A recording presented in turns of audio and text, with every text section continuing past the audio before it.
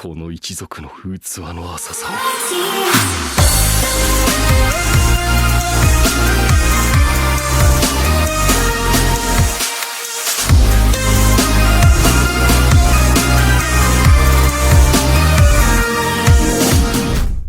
Hey everyone, I'm back this week with another handful of tips along with some answers to some of your questions. Let's get right into it. Tip number 1 is skill order. Assuming everyone's skill is cooled down, what do you think the order in which they pop off their skills will be when you turn on auto battle? If you guessed from right to left, you're right for the most part. Generally, your team will ult in the order of right to left, starting with Kayn as the top priority. Kayn will always use his skills the moment their cooldowns are up. You can see here the order in which my team uses their skills. Now this isn't always the case. I've experimented with different compositions. Two other common orders that randomly occur are 5-3-4-2-1 and 4-3-5-2-1. I tried to see whether a skill being an active damage skill or a buff skill had any effect. However, I was unable to find a consistent pattern that I was able to repeat. There were other more rare orders that I had experienced, however the two I mentioned earlier are the more common ones. If you guys know any more about this, please let me know in the comments below. Nonetheless, I would say it's safe to assume the team will use their skills in the order of 5-4-3-2-1, assuming they all have no cooldown. You can use this to your advantage when farming or for boss fights. For instance, when I farm, I like to put Dark up in the very front so her ultimate activates first, which makes clearing waves relatively easy. If I wanted her skill to do more damage, however, I may put someone like Odin in front and have Dark be behind her. This is so Odin can use her skill first to buff the team's damage, thus benefiting Dark's ultimate. If she didn't need the extra buff, then I would just put her in the very front. In this example, I have my Mary next in line to use her ultimate so that she can quickly clean up the rest of the enemies. Moving on to tip number 2, which characters should you transcend first, second, or third? The first priority is to focus on transcending both Kayn and Yui. Kayn is forced to be on your team and Yui is an essential healer. You can earn Kayn shards through the raid store and Yui's banner is made available every weekend. The second priority is Lilith and Kana.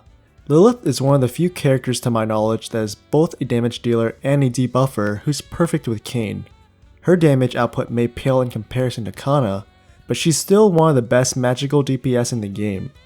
Speaking of Kana, Kana is a tremendously versatile DPS that is great at all aspects of the game. Excluding Kayn, Kana's damage output is one of the best in the game, so you'll surely want to transcend her if you get the chance. After you transcend everyone above, my third recommendation would be to transcend Vivian and or Dark Lord. Vivian without any transcendence is pretty bad, but if you can push her to her limits, she'll become a great asset for boss raids and guild territory battles against projectile enemies. The reason you would want to transcend Dark Lord is simply because she's one of the best buffers in the game, granting additional attack and critical damage to the team, as well as being a potentially potent damage dealer. She's useful in all areas of the game. Moving on to tip number 3, what are some ways to increase your raid score when you've been playing for a while? Like I've mentioned previously, you need to transcend Kayn and Yui first. Kayn is your main damage dealer, and Yui keeps him alive, so she needs to be able to keep up. If your Kayn gets too strong but your Yui is weak, she will ultimately hold him back, so you're going to need to save your rubies for the weekend whenever Yui's banner is up. Next, I would focus on reinforcing their weapons and armor to level 50.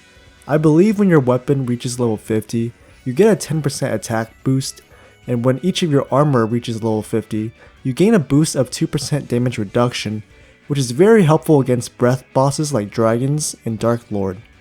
You may feel the temptation to reinforce your weapon to level 60, but I would honestly use the extra gold once it reaches level 50 to upgrade your other armors if they're not already level 50.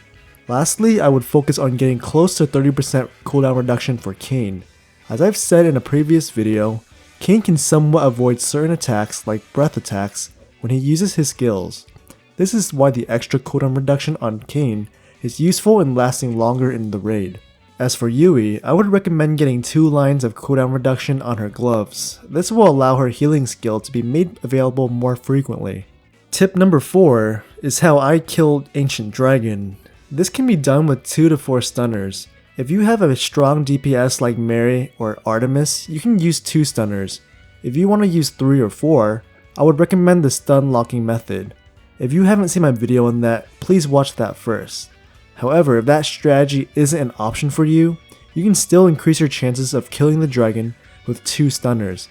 Typically, the dragon will one-shot your team, and without any stunners, you may find yourself nearly killing the dragon. However, with the help of 2 or even 1 stunner, you can delay the dragon's attack by a short time, often giving you the extra few seconds to get that finishing blow in. In my case, I simply used a stun lock method on this dragon that was on difficulty E. The immunities of the boss vary depending on the day. And lastly, tip number 5, wearing rings with experience options during slasher mode. This tip needs no explanation. You gain a crazy amount of experience in slasher mode by bulldozing your way through hundreds, even thousands of enemies. Another way to boost this amount of experience is to equip 3 of your support characters with experience boosting options on their rings. You'll begin seeing yourself leveling a decent amount more than before. I have a couple more tips for slasher mode, but I'll save them for another video I might make illuminating solely slasher mode.